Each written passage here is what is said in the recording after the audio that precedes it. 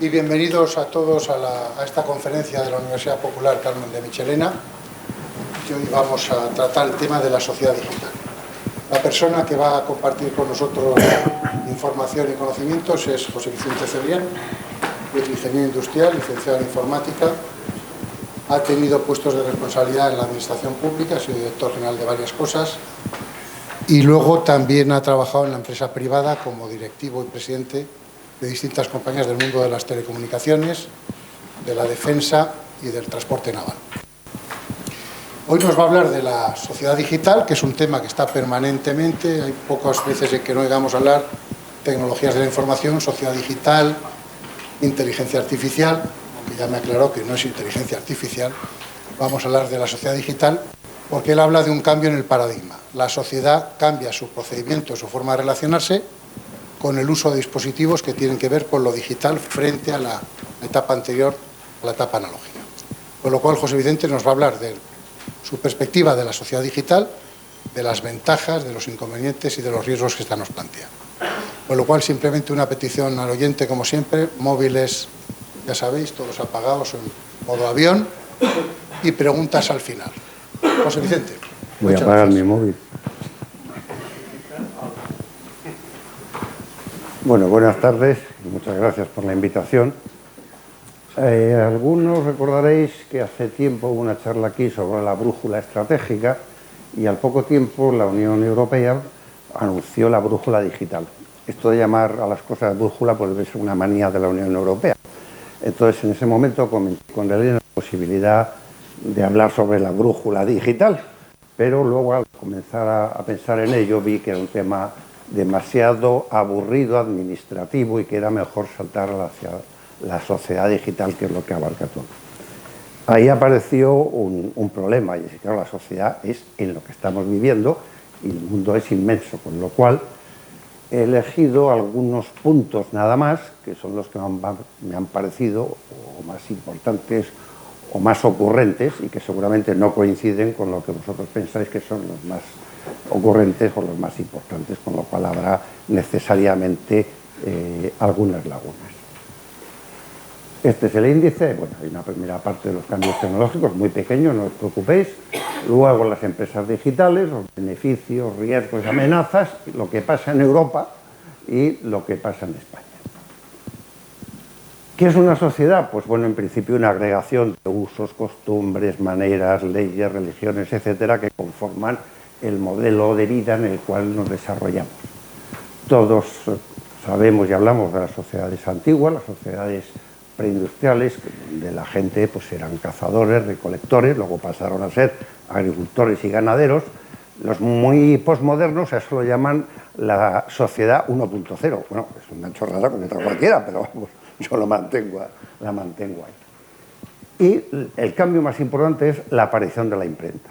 Lo que tradicionalmente es la Edad Media, aparece la imprenta y es un cambio enorme porque, bueno, pues se pasa del monopolio, que prácticamente era un monopolio de hecho, a poder difundir la palabra impresa. Luego aparece la sociedad industrial, basada en el desarrollo de las máquinas. Básicamente, las máquinas de vapor, el ferrocarril, y a partir de ahí la electricidad, la telefonía, etcétera, aparecen en Inglaterra prácticamente a finales del siglo XVIII. En Europa, sobre los años 60 aproximadamente, se empieza a hablar de la sociedad de información. Muchos recordaréis los libros de Manglot-Castell, 3 libros básicos para entender en ese momento la sociedad de la información. Y bueno, aparecen los ordenadores y la interconexión, que entonces se llamaba teleproceso, de unos ordenadores entre sí o con sus terminales. Y pues fijar una fecha en el año 96, es decir, a comienzos de este siglo, en el año 2000, aparece lo que se empieza a llamar la sociedad digital, que, pues como ha dicho Alejandro, es una sociedad que se desarrolla a través de dispositivos digitales y aparece lo que se llaman los mundos virtuales o los mundos digitales. Por lo tanto, el cambio de nombre y de desarrollo de las sociedades viene en todos los casos producido por un desarrollo tecnológico. Hay una tecnología que aparece y da un cambio profundo en toda la sociedad. Pues no. Las tecnologías. Básicamente hay como 4 grandes componentes que conforman la sociedad digital. En primer lugar, unas redes de telecomunicaciones, fijas, móviles, como se quiera. Unos equipos, portátiles, tablets, móviles, relojes y más, un montón de cacharros más. Unos sistemas operativos y unas aplicaciones que configuran la posibilidad de utilizar estos equipos y unas empresas. Unas empresas que son las que proporcionan los servicios, fabrican los equipos, desarrollan los sistemas operativos. Pero con una serie de tecnologías. La más importante, a mi juicio, el móvil. El móvil es la máquina de las máquinas. Hasta que no aparece lo que se llama el smartphone, el móvil inteligente, o los móviles que todos conocemos y tenemos, pues realmente no es posible el desarrollo de la sociedad digital. Anteriormente, claro que había móviles, pero no conformaban ese tema. ¿Por qué? Pues porque el móvil es un terminal informático, un reloj, una televisión, un vídeo, una cámara de fotos, un calendario, un reloj. Es decir, en esa pequeña máquina tenemos un montón de máquinas que antes teníamos dispersas en distintos temas. Aparece, y que si todo está lleno de palabrejas en inglés, la nube, que es un concepto un poco raro y que lo único que es que hasta ese momento las empresas tenían sus propios servidores y los empleados pues, se conectaban al servidor de la empresa. Cuando viajabas, pues lo podías hacer a través de una línea de comunicaciones. Y alguien descubrió que lo bueno era proporcionar un servicio de tal manera que la gente, las empresas y las personas tuvieran, en lugar de un gran ordenador para tal no sé qué, llevarlo a un sitio que ellos te proporcionaban. El ejemplo que tengo aquí es que bueno, pues no sé. Que un señor que esté en Nueva Zelanda se comunica con uno del Reino Unido a través de una serie de ordenadores que no son suyos, que están contratados y que están en Estados Unidos. Sería el ejemplo, luego hablaremos de este asunto. Aparece una posibilidad de momento un poco desarrollada, que es no desarrollar programas, sino coger trozos de programas y por una especie de corta y pega desarrollar un nuevo programa. De momento esto está muy en veremos. La hiperautomatización pues es la manera inglesa de llamar automatizar los procesos empresariales. El Internet de las cosas. Esto aparece hace unos cuantos años y es simplemente máquinas que se hablan directamente entre sí a través de líneas de comunicación, básicamente de Internet.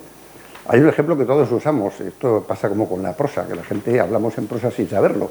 Bueno, cuando entramos en un parking, a la hora de salir, vamos a la máquina de pago, pagamos y cuando nos acercamos a la barrera hay una máquina que lee la matrícula, se comunica con el sitio de donde hemos pagado, este le dice que sí y se comunica a su vez con la barrera que se abre sola. Es decir, son máquinas que se están hablando entre sí sin que nosotros tengamos que hacer absolutamente nada para salir, más que haber pagado previamente. El Big Data, que no es más que almacenar enormes cantidades de datos en un solo sitio y tener un programa que sea capaz de ordenarlos de manera que luego lo podamos encontrar en función de las necesidades que tengamos. Y por fin la inteligencia artificial, que son en principio programas que desarrollan cosas que hasta ese momento más o menos hacía la inteligencia humana. Luego hablaremos brevemente de esto, pero hay una cosa que todos o muchos utilizamos, que es el Siri o Alexa, que le decimos, encuéntrame la película que ponen cerca de mi casa. Bueno, pues ahí hay una pequeña inteligencia artificial porque tiene que buscar que hay un cine donde vivo, etcétera, etcétera, y si además le digo del oeste, pues también lo busca. Y eso lo estamos utilizando habitualmente sin saber que utilizamos la inteligencia artificial que nos proporciona los señores de Windows o de Apple. ¿Qué sería la inteligencia artificial? Bueno, en principio, crear máquinas inteligentes, que son programas informáticos inteligentes, y lo definió así este señor en el año 56 en esa universidad. En el año 85 en España se inaugura, por primera vez, porque luego ha habido 2 inauguraciones más, el Museo Reina Sofía y el ministro de Cultura, era Javier Solana, y lo inaugura con entre otras, una exposición que se llamaba Cultura y Nuevas Tecnologías. Y se presenta por primera vez en España un programa de inteligencia artificial, el ELIZA, que simplemente era que con ordenador del momento, que tenía una máquina de escribir, podías tener una conversación con la máquina. Bueno, él te preguntaba una cosa, tú contestabas y sobre eso podías estar entretenido todo el tiempo que quisiera. Hablo del año 85, es decir, hace casi 40 años, y bueno, de repente ha aparecido un nuevo desarrollo. Hace poco tiempo El País publicó una broma, preguntó a la inteligencia artificial si el presidente de gobierno tenía barba, y claro, le contestaron que sí. Todos sabemos que no, pero es que en las bases de datos dice que los hombres todos tienen barba y las mujeres no. Entonces, pues la respuesta es Pedro Sánchez, hombre, barba. ¿Por qué? Porque la base de la inteligencia artificial, aparte de un algoritmo que brujulea, es una enorme base de datos. Y si la base de datos es de una cosa, da una cosa. Los antiguos informáticos recordaréis que había una frase que la teníamos muy grabada, que era garbage in, garbage out. Es decir, si entra basura, sale basura. Pues si yo meto en la base de datos basura y luego busco, pues encuentro basura. Se me ocurrió otra broma. Preguntar al chat GPT si la frase de ave la roza, la zorra la bat, ¿qué significa? Si se lo preguntas en inglés, pues contesta con una chorrada de que hay un aforismo aquí en inglés que traduce un proverbio tradicional japonés. Le preguntas a Google la traducción del japonés al inglés y da otra cosa. Si lo preguntas en castellano se acerca bastante más. Si en lugar de preguntárselo a la inteligencia artificial, se lo preguntas al traductor de Google qué significa, lo clava, dice que es un sintagma y que no sé qué, y no explica estas otras cosas. Quiero decir con eso que todavía estamos, al margen de lo que digan los periódicos, bastante lejos en muchísimos de los casos. Hay un caso de éxito, está en la Universidad de Candelaria. ¿Por qué? Porque tiene una magnífica base de datos de los enfermos que padecían esa enfermedad. Y entonces, ante la imposibilidad de tratar cientos de casos que trataría mucho tiempo, sí utiliza una inteligencia artificial sobre esa base de datos para preguntarle sobre esa enfermedad específica. Y entonces funciona bien. Los peligros, pues que se utilicen por las empresas o por los gobiernos o por quien se quiera para que nos busquen el empleo, nos den el crédito, la hipoteca o nos la denieguen o cualquier otra cosa. ¿Sabéis lo que está pasando estos días?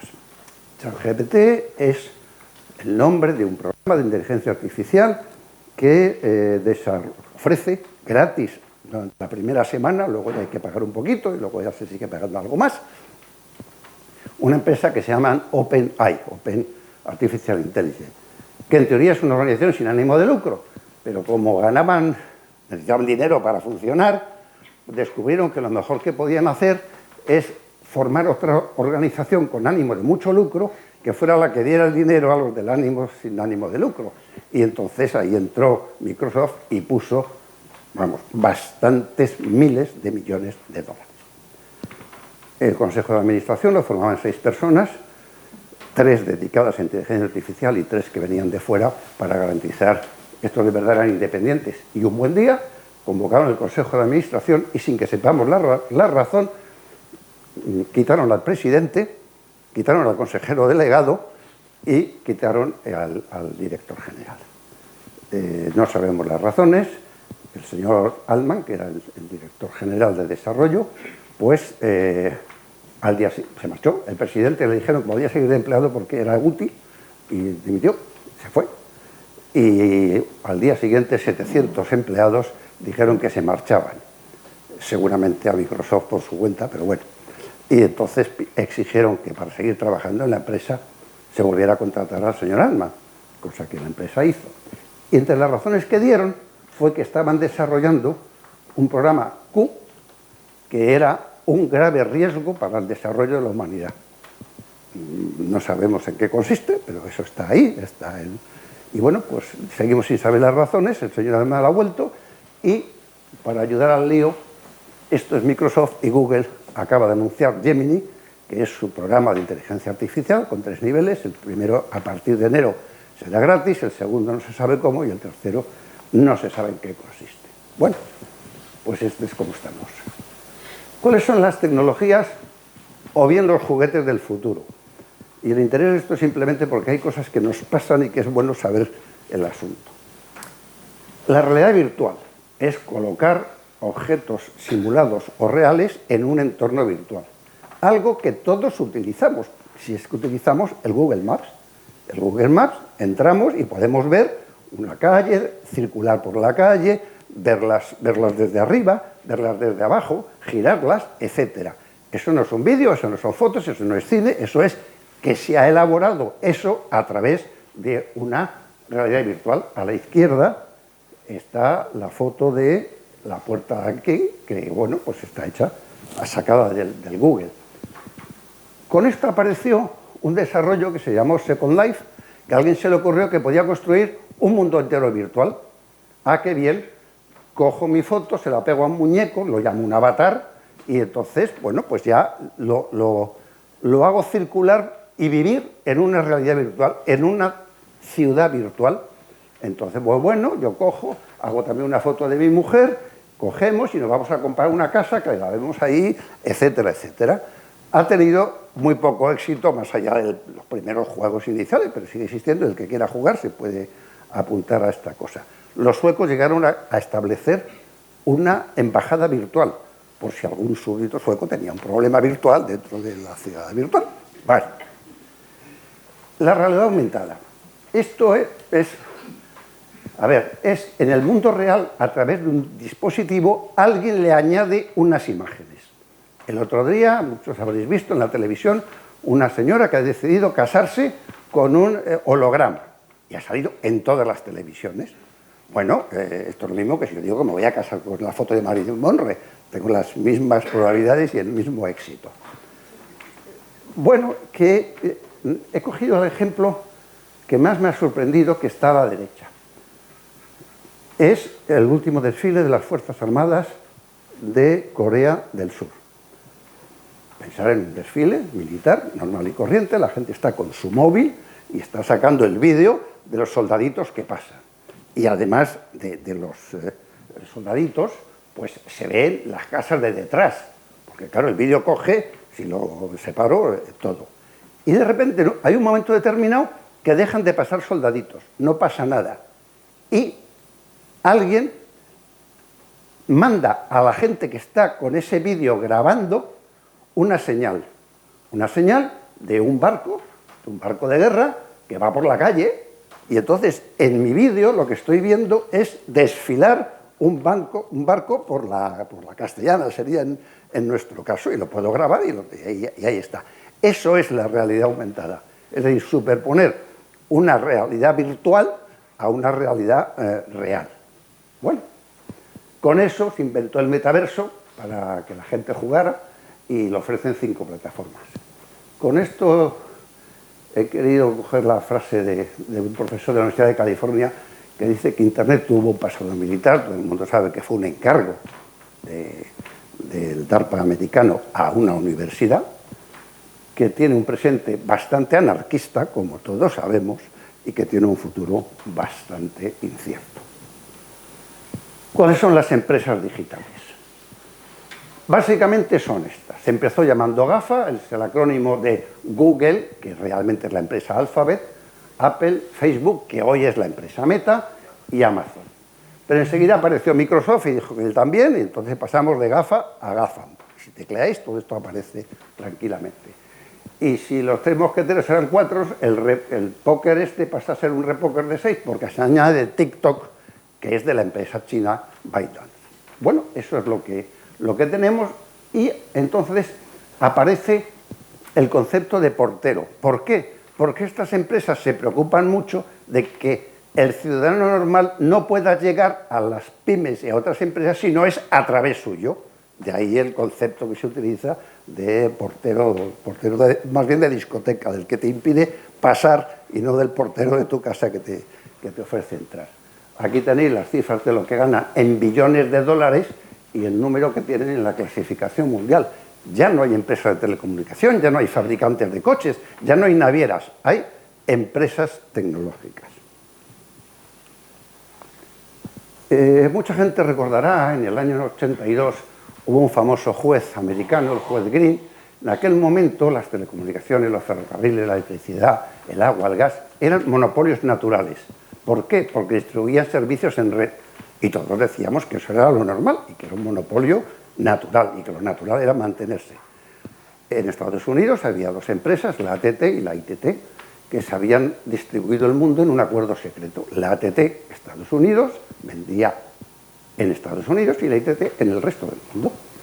Y, bueno, eran empresas que no solo daban servicios de telecomunicación, fabricaban los equipos, fabricaban las redes y no fabricaban los usuarios, pero estaban a punto de llegar a ello también.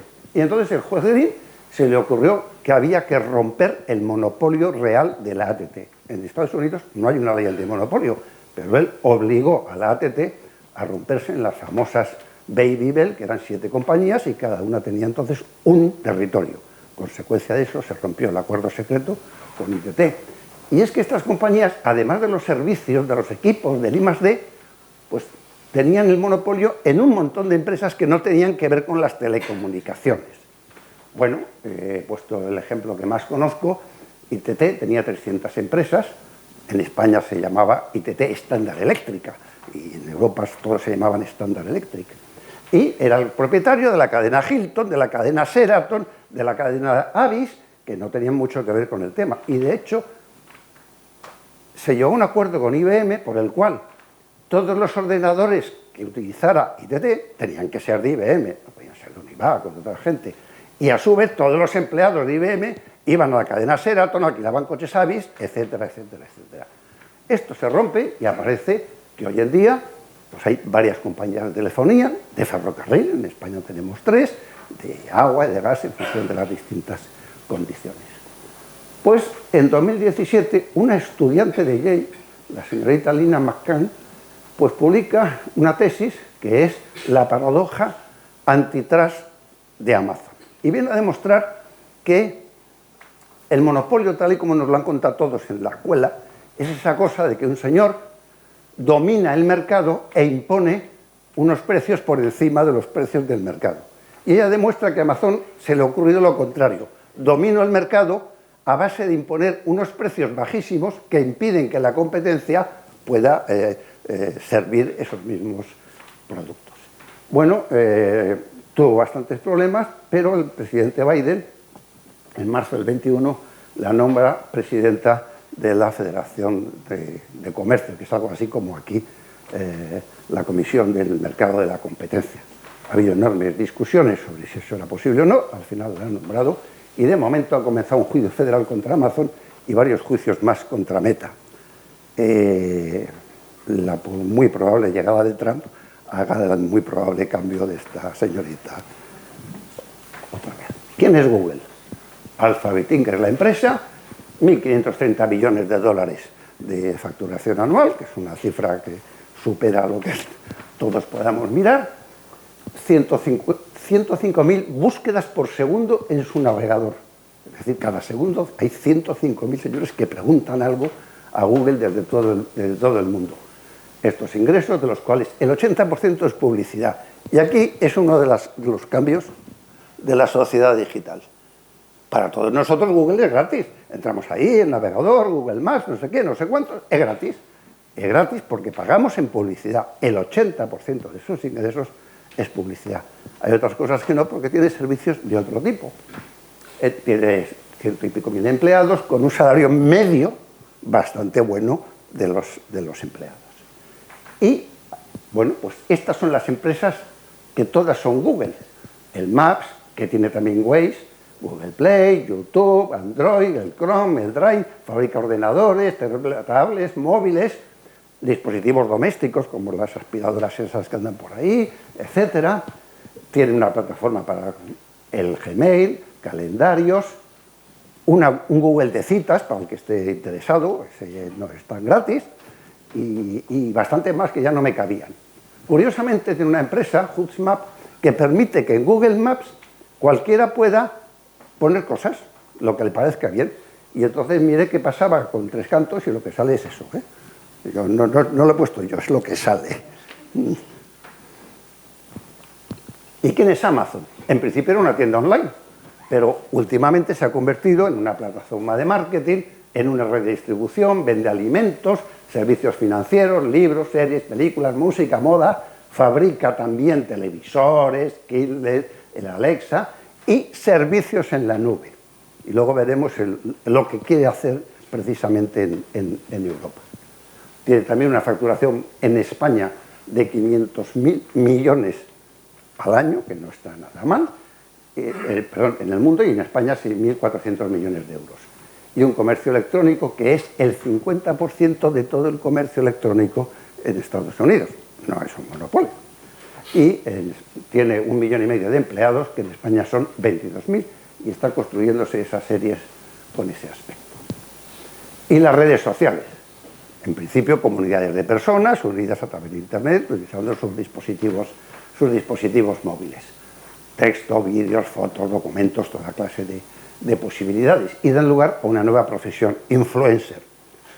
Un influencer es normalmente una chica con muy buena presencia que se dirige a una tienda y que le dice que, bueno, pues yo voy a muchas fiestas, me saco muchas fotos y entonces si tú me das los trajes, yo pongo de dónde son y a tanto. El otro día, por casualidad, estuve comiendo con una influencer en el campo de las inmobiliarias. Ella es una agente inmobiliaria, compra y vende pisos. Pero, además de eso, cada vez que va por la calle, cada vez que entra en un restaurante, va sacando fotos. ¿Por qué? Porque tiene un contrato con Google que ella sube las fotos con un comentario. Pues saco fotos de este entorno, miren ustedes qué salón tan bonito, saco fotos de la puerta y las subo. A partir de un cierto número de visitantes de esas fotos, Google le paga. Y bueno, pues un mes con otro se saca sus 10.000 euros tranquilamente a base de ir sacando fotos por la vida. Eso es una influencia. Aquí tenéis los millones de usuarios al mes. Casi 3.000 millones de usuarios al mes tiene Facebook. Y el que va creciendo a toda velocidad es TikTok. ¿Quién es el principal influencer del mundo? Pues Cristiano Ronaldo, con 600 y pico millones de señores que siguen la vida diaria de Cristiano Ronaldo, que estoy seguro de que a todos os interesa una barbaridad. En España no es Cristiano Ronaldo, es su mujer. Entonces, bueno, pues que solo la siguen 47 millones en Instagram. Bien. Y aparece TikTok. Aparece TikTok, que ellos mismos se definen con que si alguna vez ves a un grupo de adolescentes o de veinteañeros filmándose y haciendo cualquier cosa, están haciendo un vídeo para subirlo en TikTok. Eso lo dicen ellos mismos. La administración Trump prohibió su uso a los funcionarios y el estado de Montana a todos los ciudadanos. ¿Por qué? Porque hay una sospecha bastante acertada de que todo lo de TikTok pasa luego al gobierno chino y luego lo utiliza para lo que lo quiera utilizar. A pesar de esto, en Estados Unidos tiene 141 millones de usuarios, de los cuales casi la mitad es lo único que utilizan para ver noticias. No ya el periódico en papel, no ya la televisión, no los digitales, TikTok. Esto es que hay 70 millones de estadounidenses que si dan las noticias las reciben a través de TikTok. ¿Qué información recopila? Pues según ellos mismos, lo que compras, dónde estás, tu información financiera, tus contactos, cómo te mueves, los datos que usas, en fin, esto, lo que regalamos todos los días, pues ahora además de regalárselo a los señores de Google y de Amazon y tal, pues también la mayoría de los adolescentes se los regalan a los chinos. Bueno, con todo, como siempre, hay cosas que dan beneficios, otras tienen riesgos y aparecen también amenazas, no riesgos, amenazas. Beneficios. Bueno. A ver, hay algunos beneficios que son intangibles, que lo usamos todos los días y que no damos ninguna importancia. Cuando yo me subo al autobús y pago con la tarjeta esa de contacto, pues aquello es muy cómodo, me la cargan o no contra la cuenta corriente, no hay que hacer colas, no hay que devolver, se tarda menos. Bueno, usamos todos los días, son beneficios intangibles y como eso se me ocurren cientos más. En primer lugar, lo más importante es la independencia de dónde estoy, de la distancia y del tiempo. Es decir, podemos hacer casi cualquier cosa con independencia de que lo que estemos haciendo sea una cosa que se vende al otro lado del mundo y además aquí es por la noche y allí es fiesta o domingo. Hay un cambio fundamental con la aparición del móvil. Hasta ese momento, Cuando llamábamos por teléfono, decíamos, voy a llamar a Menganito, pero no se ponía Menganito, a veces no. Estaba llamando a un sitio, llamó a la casa de Menganito y se ponía él, su mujer, su hija o su suegro, pero no era seguro que fuera Menganito. Ahora, si llamo al móvil, sí se pone él. Normalmente no se pondrá su suegro, ni su mujer, ni su hija, se pone el esté donde esté. Y antes tenía que estar en su casa. Ese es el cambio fundamental de la sociedad digital. Y, bueno, esta independencia hace que haya, de los 8 millones aproximadamente de habitantes del mundo, 5 millones están ya metidos en este tipo de sociedad. Queda un tercio que irán apareciendo. Hay un acceso inmediato a la información. Todos somos conscientes que estamos en un restaurante y alguien dice, es que no sé qué. Tecleo en el móvil e inmediatamente me dice lo que pasó en 1800 en caso de tal cosa. Es muy difícil. En septiembre las velocidades eran de 113 megabytes a través de fibra y 63 a través de móvil. Ninguno somos capaces de apreciar qué consisten estas cifras. No sirven para nada. Bueno, por ponerlo más claro, es que significaría que a través de una red de fibra puedo descargar las 1500 páginas del Quijote en 0,12 segundos. Y eso sí nos hace apreciar la velocidad. Los chinos acaban de anunciar una línea de fibra de 3000 y pico kilómetros entre Beijing, Wuhan y esta otra ciudad, que va a tal velocidad que puede descargar como 150 películas de hora y media cada segundo, por medir la velocidad de alguna manera que seamos capaces. Tenemos acceso a formación. En España el 27% de la gente utiliza las redes para formarse. Se han simplificado y automatizado ciertas tareas y se han enloquecido muchas otras, sin duda, pero estamos en la página de beneficios. Y casi todo es entretenimiento. El 70% del tráfico a nivel mundial es entretenimiento. Cine, películas, vídeos, música, etcétera, etcétera. Y, aunque sea muy cuestionable, es el aumento y mejora del empleo. Siempre que ha habido un cambio tecnológico se ha montado un follón con el empleo. Con la imprenta iba a pasar no sé qué, no digamos, todos conocemos lo que pasó cuando aparecieron las primeras locomotoras a vapor o los telares, que empezaron los famosos luditas a quemar los telares por aquello de que era peor quemar a los empresarios. Bueno, lo que ocurre es que ese aumento y mejora del empleo no se va a producir en los mismos sitios y con las mismas personas que van a perder su empleo por la aparición de las nuevas tecnologías. Lo más probable, pues que haya un aumento de la productividad, nuevas tareas y una mayor demanda de empleos tecnológicos que exigen más formación y, por tanto, también van a coger más remuneración. Nuevas formas de empleo. La más conocida, las plataformas. En la Unión Europea hay más de 500 plataformas y hay 30 millones, que se espera que el año que viene sean casi 40, de empleados que trabajan para esas plataformas. Estoy hablando de los riders, de Globo, de los que van en Cabify, en Uber, etcétera, etcétera. Eso es una empresa, pero que no sé por qué ahora la llamamos plataforma. Bueno, pues estos señores es que tienen formas distintas de trabajar. La Unión Europea está promoviendo, como siempre, una legislación con, de momento, 5 condiciones, de tal manera que si se cumplen 2, entonces ese señor es trabajador fijo de la plataforma, y si no, es un autónomo, lo que en España llamamos falsos autónomos, que es una cosa curiosa. Bueno, lo que no fija de momento el borrador es que ese es el punto de vista de la empresa, pero el punto de vista del empleado no está muy claro, porque es que lo que empieza a aparecer es que es gente que dice, pero yo quiero trabajar para Uber y para Cabify, porque quiero repartir como mi bicicleta de 3 empresas que venden pizza diferente.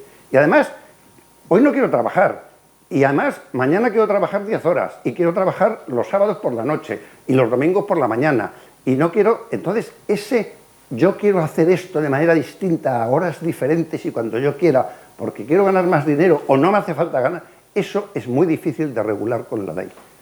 Si además de eso añadimos que esto rompe el aspecto sindical, de sindicatos, obreros, tal, no sé qué, pues la cosa se empieza a complicar y la legislación La verdad es que no sabemos cómo manejarla. En España sí es verdad que hay una ley Rider que se tardó bastante en conseguir y que hay cantidad de gente que está fuera de la ley y que no hay manera de saber qué se hace con estas personas.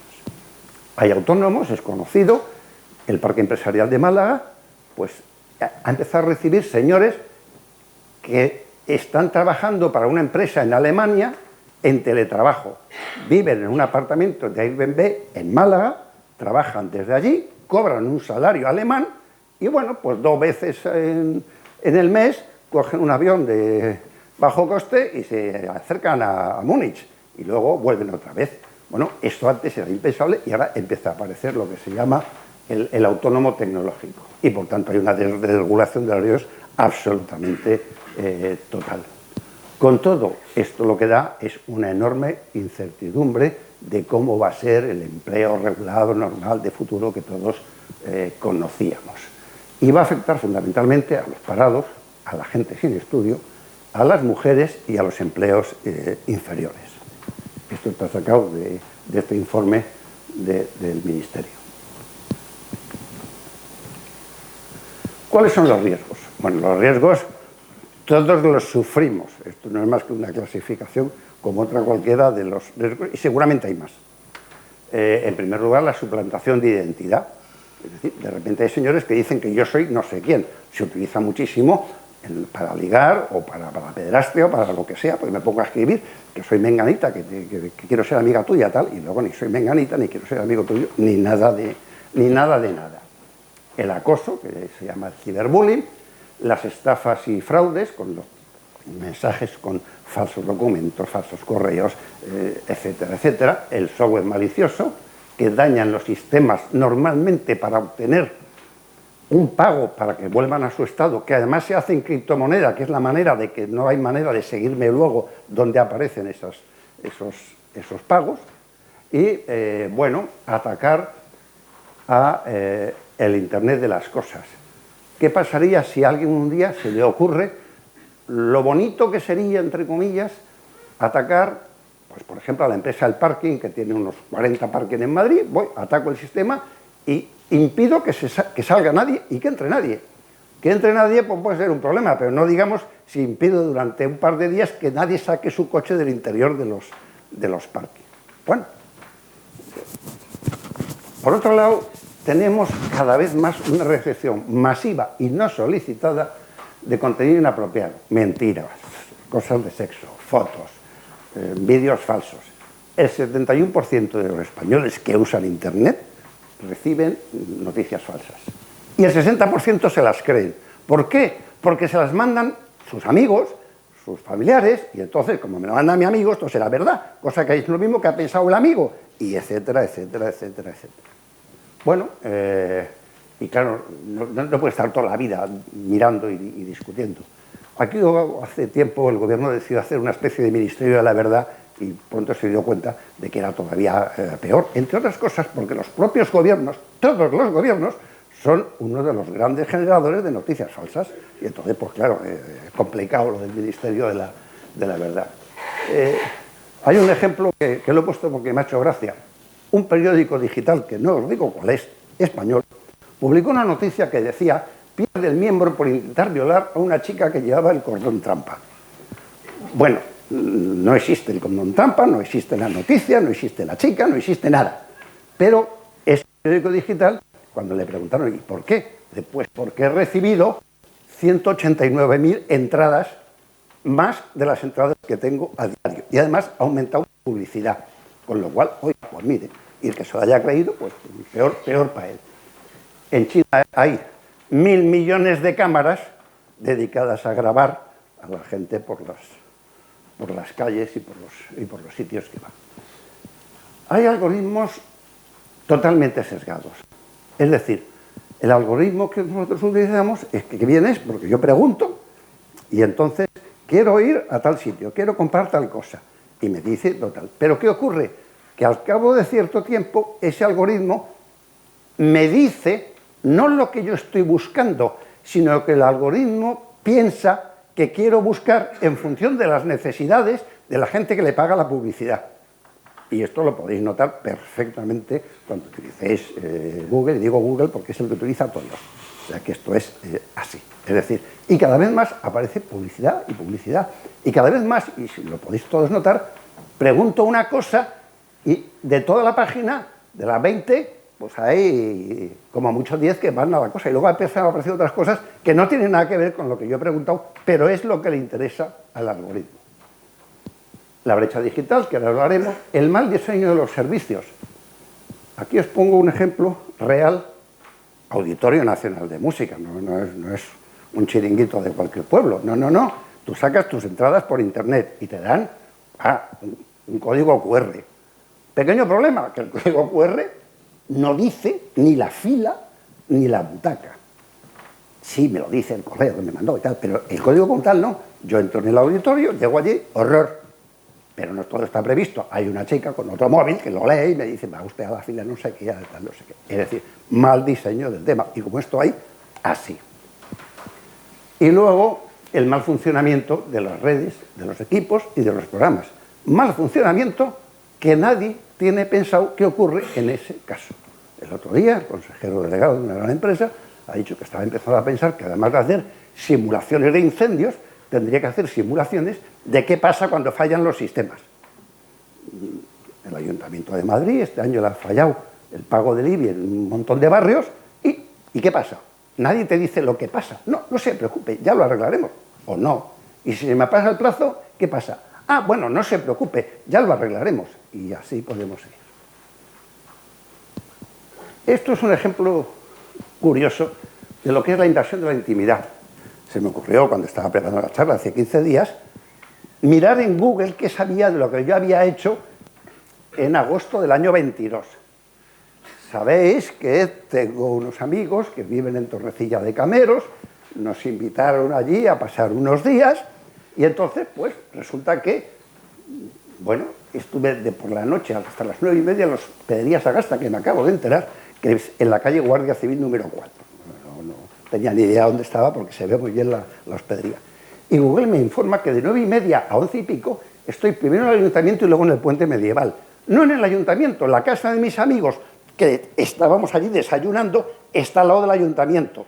De momento Google solo identifica el ayuntamiento, no la casa de al lado, pero la posición, con un error de los 12 metros, que es el error estándar, la tiene clavada. Luego me dice, cogí el coche, fui a tal sitio, conveniente al otro, fuimos de excursión, volví por la tarde al ayuntamiento, porque cenábamos en la casa de los amigos, y fuimos a tomar una copa al bar del Jardín, y luego me acosté en la Hospedería Sagasta. Esto es así, lo digo para aquellos que tengan otras aficiones. Cuidado con lo que pasa en Google, no vaya a ser que alguien de tu familia mire qué estás haciendo cuando has dicho que tengo un sitio de trabajo en no sé qué otro sitio. Bueno, esto es así, yo no lo he tocado. ¿Y qué sabe Alexa? Que le pregunto tantas cosas de lo que quiero. Bueno, pues aquí tenemos un estudio que hizo los señores de Bloomberg en el 19, 1000 audios al día se le entregan a empleados de la empresa para que analicen qué es lo que la gente está pidiendo, en teoría para que la Alexa aprenda, pero bueno, aprende y más cosas. Esto es lo que se llama la era del capitalismo de vigilancia, en un libro de este señor que luego tenéis referenciado, y como dice un funcionario del Consejo Europeo, la gente estamos felices de compartir la vida privada. Y para acabar, cada vez que voy a un hotel, voy a un restaurante, me compro una chaqueta, al día siguiente tengo un mensaje del hotel, del restaurante y de la tienda que me dice si he sido satisfecho, si me han tratado bien, si me pasa no sé qué, me pasa no sé cuántos. Y que no se me ocurra decir que no, porque entonces cuando vaya al hotel me dirán que no hay habitación, porque se me ha ocurrido decir la verdad. Bueno, luego os cuento otra anécdota. Se me ocurrió comparar la misma búsqueda en dos ordenadores al mismo tiempo. Un Mac con el navegador de Safari y un HP con el navegador de Chrome. Cogí las 20 primeras respuestas. Y justo por donde la tercera en Mac era la quinta de Chrome. Como es lógico, a partir de ahí, la cuarta siguió siendo la cuarta, todas se desplazaron un poquito. La 15 de Mac pasó a ser la tercera. Y la 16 pasó a ser... Y La 12 y la 19 no existían, cada uno estaba en un sitio. Es decir, la misma pregunta con el mismo buscador de Google en dos equipos diferentes da respuestas no exactamente iguales. ¿Por qué?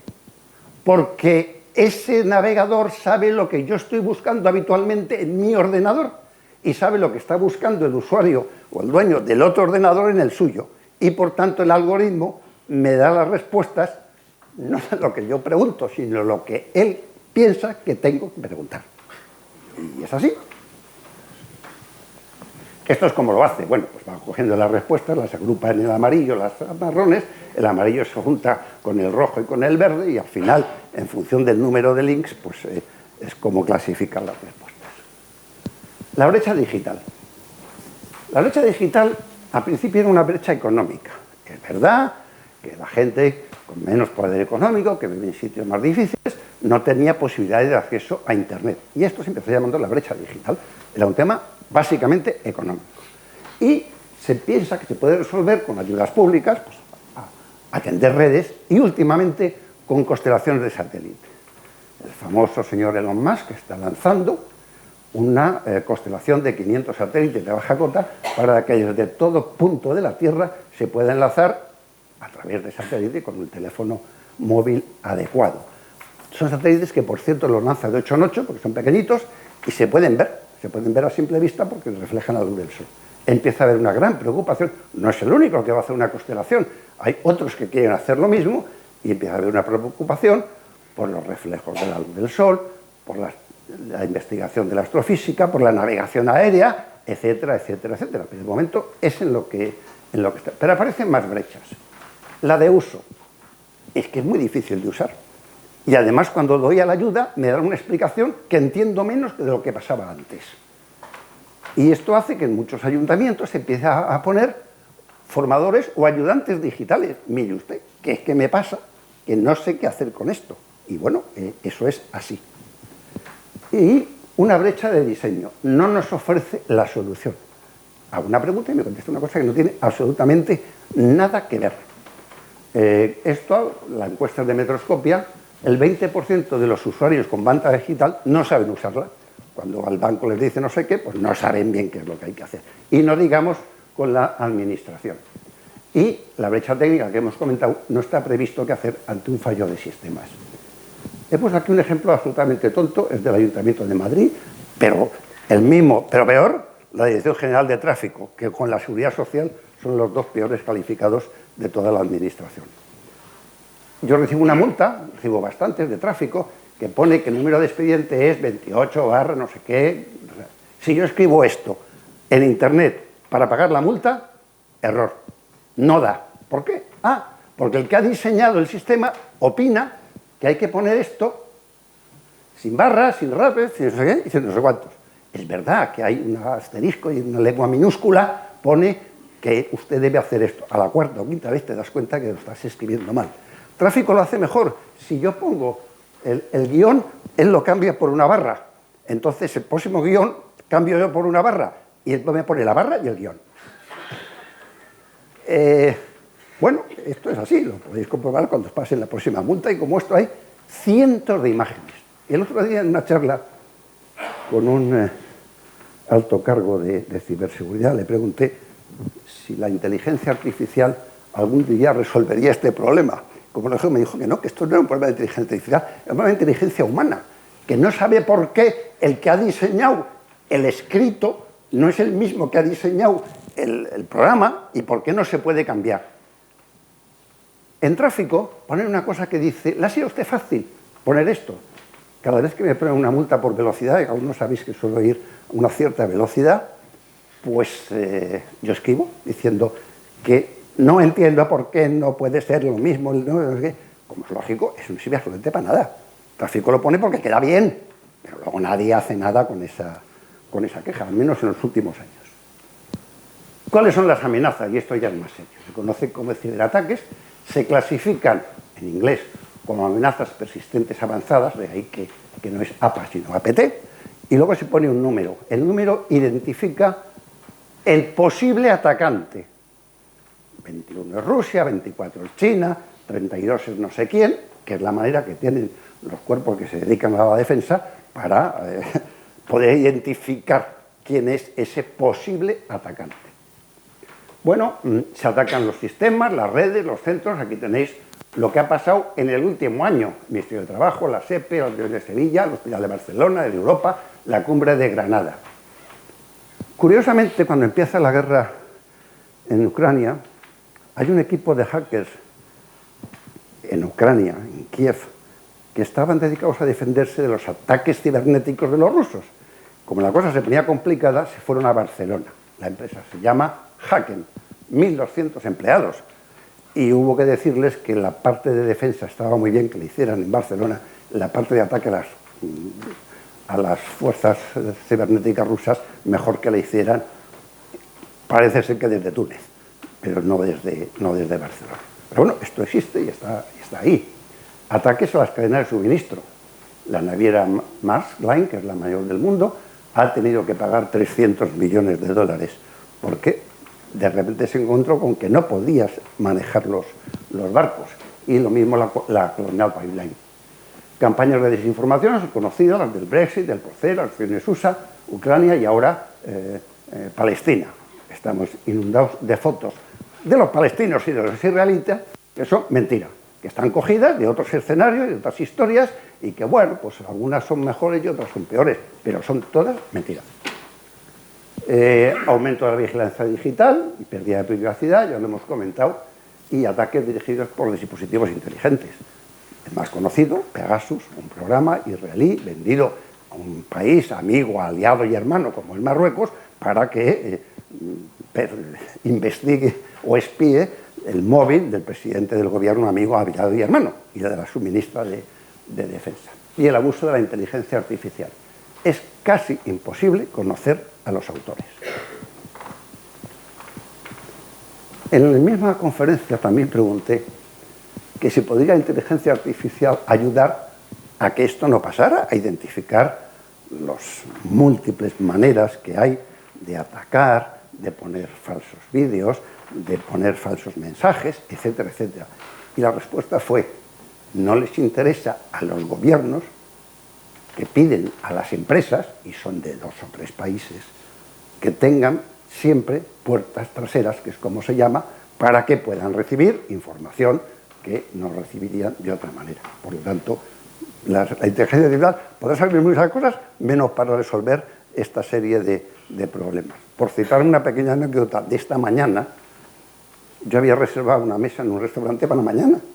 Y sabéis que muchos restaurantes te piden una confirmación. Es un correo que dice, ¿quiere usted confirmar su reserva? Pues he recibido un mensaje en el móvil que dice que, y da el nombre, el mío y el del restaurante, que si quiero confirmar la reserva, por favor, pinche en el móvil en un link absolutamente exótico que, como es lógico, no he hecho. Pero bueno, es como van las cosas. Cada vez se nos complica más la vida digital. ¿Qué pasa en Europa? Y estamos ya llegando a lo que debía haber sido el principio.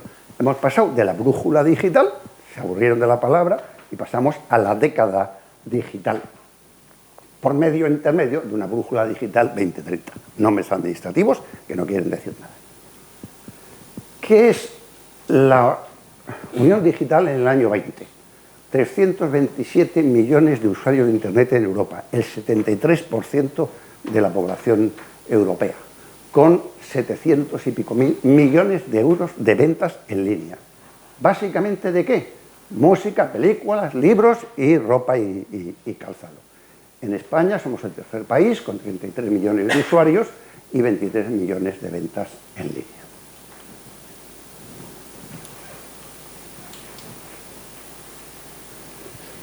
¿Cuál fue ese paso de la brújula digital a la década digital? Empezamos en el año 2020, ya sabemos que en Europa las cosas, básicamente Europa es un gran think tank de promover leyes y tardan varios años en que las cosas vayan avanzando.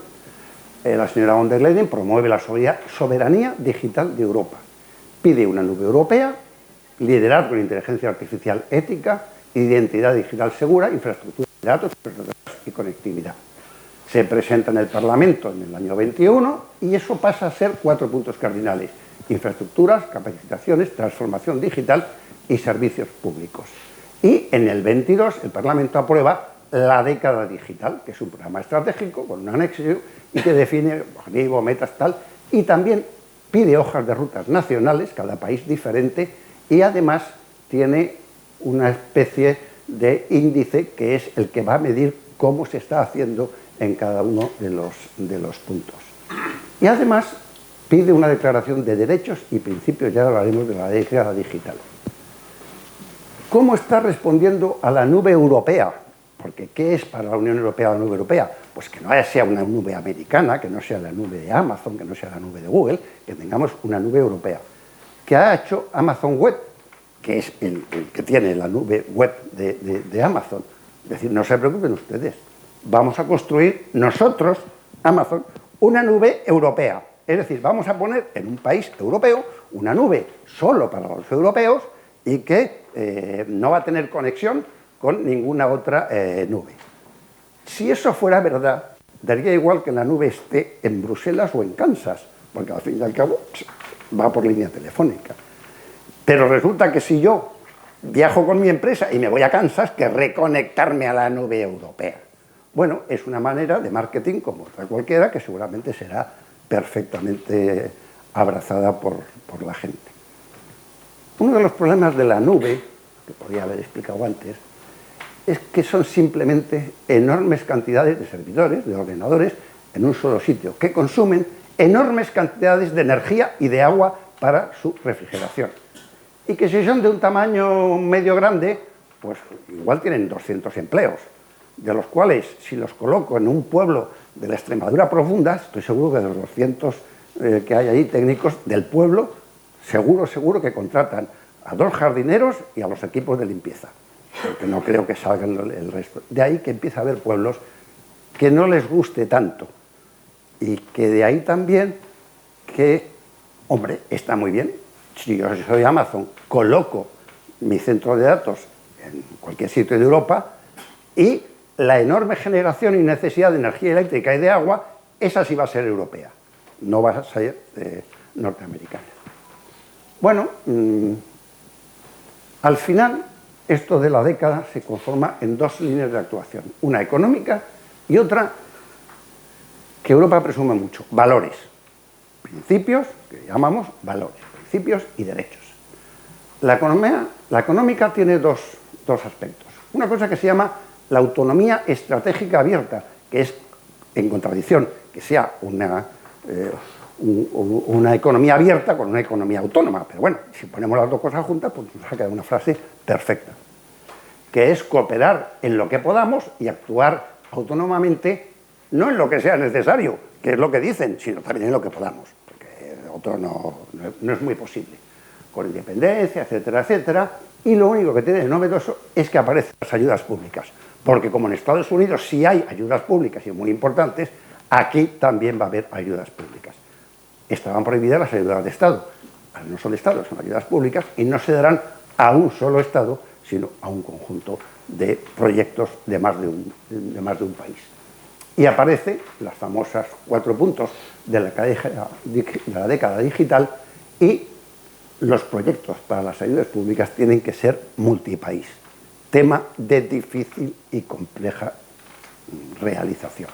Y aparece un índice, el índice DESI, que es el que va a seguir cómo cada país cumple con la parte económica.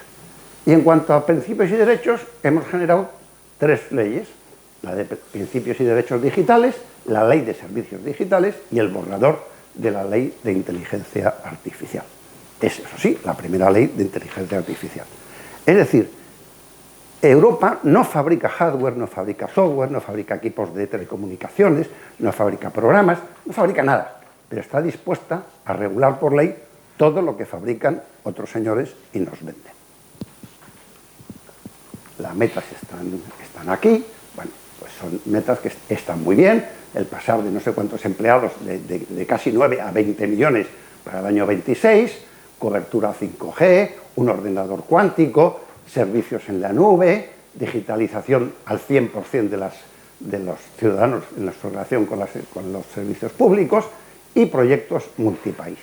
Bien, Estos son los derechos y principios digitales y esta es la ley de derechos y principios que hoy está vigente en Europa y que atiende a que sea una transformación digital centrada en las personas, solidaridad e inclusión, libertad de elección, seguridad, protección y sostenibilidad. Esta es la ley y esta es la ley que tienen que cumplir todas las empresas que proporcionen servicios públicos dentro de Europa. Y la ley de servicios digitales parte de la idea de que todo lo que es ilegal en el mundo real sea también ilegal en el mundo virtual, que es una preciosa definición de prácticamente imposible cumplimiento desde mi punto de vista. Un entorno digital seguro, ya hemos visto todas las cosas que además nos pasan todos los días a nosotros. Y no veo muy bien el desarrollo normativo para evitar los correos, los fraudes, las fotos falsas, etcétera, etcétera, etcétera. Pero bueno, ahí está. Los productos ilícitos, la desinformación, los discursos del odio, responsabilidades claras, transparencias, sanciones. La Unión Europea, cuando sanciona el incumplimiento de la ley, lo que hace es poner multas. Multas que en este caso pues son de esa cantidad, del 5% de la facturación media diaria. Google ya lleva con la Unión Europea como 2 o 3 multas, cada una de 7.000 millones de euros, cifras imposibles, que consisten en que al día siguiente suben el coste de la publicidad a los usuarios un poquito más y ya está solucionado el problema. Multas que, como todos sabemos, Hungría no paga y que en este momento, hoy, como tienen que aprobar o no el que Hungría sea candidato a la entrada, pues bueno, yo votaré que sí, si lo de la multa que me pusiste me rebajas un poquito, y si no, pues votaré que no y esperaremos. Polonia tiene una multa, Francia y Alemania tuvieron una multa porque no cumplían el 3%, y como eran los importantes, pues ¡bum!, desapareció en el aire. Bien, de momento, lo que se ha hecho es llamar a declarar a todas estas empresas, los que tienen más de 40 millones de usuarios dentro de la Unión Europea. Es decir, estas son las empresas, y todas son americanas, que bueno, tienen que ir a la Corte Europea y allí discutir un poco sobre el asunto. Y la ley de inteligencia artificial, que de momento es un borrador, que posiblemente se apruebe en el orden de enero y se empiece a funcionar a partir de marzo del año 24, que dice que lo que hay son riesgos, desde pequeños y mínimos hasta inaceptables. Y en función de eso, pues se va a hacer distintas cosas, obligar a la transparencia, regular los sistemas o prohibirlos. Se va a crear una oficina europea con multas de hasta 30 millones de euros. ¿Y cuál es el principal escollo? Por el que se pelean todos. Que no se permita la información biométrica, es decir, que no se permita que se nos saquen fotos de la cara y luego se utilice. Que no se permita que se recojan fotos de las televisiones, de los periódicos y de las revistas y luego se utilicen para los motivos que hagan falta. Con unas excepciones. La policía con mandamiento judicial, las fuerzas de seguridad, etcétera, etcétera, etcétera.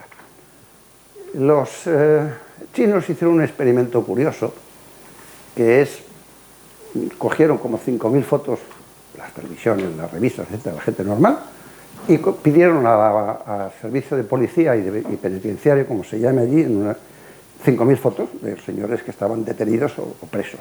Y eso lo pusieron en una base de datos y pidieron a la inteligencia artificial que buscara si había alguna característica genética. Y claro, salió que sí, que todos los presos con cara de patibulario, cuando te sale la foto de la policía, cuando estás entrando en la cárcel, tienes la cara distinta de cuando ese mismo señor está entrando en el Corte Inglés. Y claro, pues a partir de ahí era clarísimo la característica. Los americanos también saben que si ponen una base de datos de delincuentes, casi seguro va a salir un porcentaje de negros muy superior al porcentaje de blancos, especialmente en algunos de los sectores. Es decir, la base de datos va a influir muchísimo. Y por eso se quiere impedir que, por ejemplo, es conocido que aquí te recomiendan que si vas a Israel pidas otro pasaporte. Porque si has estado en Marruecos, en Arabia Saudí, en cualquier país árabe, no les gusta mucho que en tu pasaporte haya visitas a los países árabes. Y entonces pides uno nuevo que tú no has estado en ningún sitio. No pasaría nada, pero te preguntaría, ¿y usted qué? Entonces, ¿Qué pasa si, como el ejemplo de Israel, pero me puede valer para cualquier otro, saco fotos de la televisión de las manifestaciones a favor de Palestina que ha habido el otro día en muchos sitios del mundo, y a partir de esas fotos identifico, y cuando yo voy y pido el pasaporte para Israel, pues no me lo van a dar. Y como eso, en muchísimas otras. Y ese es el problema principal de la identificación biométrica. Bueno, y hay otro proyecto que es tener lo que se llama wallet o la carpeta digital. Que todos los europeos tengamos la posibilidad de llevar en el móvil toda la documentación. El documento de identidad, la licencia de conducir, las tarjetas, los títulos, etcétera, etcétera, etcétera. Bueno, aquí la idea está muy bien. Yo calculo que pues, en 30 o 40 años esto estará. ¿Por qué? Porque la pelea para ver cómo se desarrolla es feroz. En España tenemos el DNI, que posiblemente es el mejor DNI de todos los que existen en el mundo. Se lo hemos vendido a algunos países. Hay países en la Unión Europea que no tienen DNI, con lo cual tienen un problema de tener un DNI y además digital. Pero es que nosotros querríamos, lógicamente, que fuera el DNI nuestro la base del DNI europeo, porque tenemos todo un tinglado, una infraestructura que funciona muy bien y que es prácticamente inviolable. Luego, ¿por qué vamos a permitir que sea el de otro país? Y eso mismo les pasa a los bancos, a los títulos universitarios, a las tarjetas de crédito, etc. La pelea es, en este momento, básicamente de fabricantes y de luchas entre los distintos señores. Pero bueno, y con esto llegamos a España y terminamos. Esto es lo que el índice europeo de cómo estamos cumpliendo para el año 22 nos dice. Y nos dice que estamos francamente bien. Somos los terceros en conectividad, por encima de la media europea, y que además crecemos prácticamente a la misma velocidad. Somos los 10 en capital humano, en los 11 en integración de tecnología y los 5º en servicios públicos.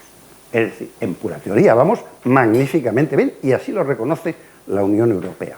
En el caso de las mujeres hay un segundo índice que dice que, bueno, pues que tenemos una media de 64 frente a la media europea de 55, y somos los octavos. Luego por ahí también vamos bien.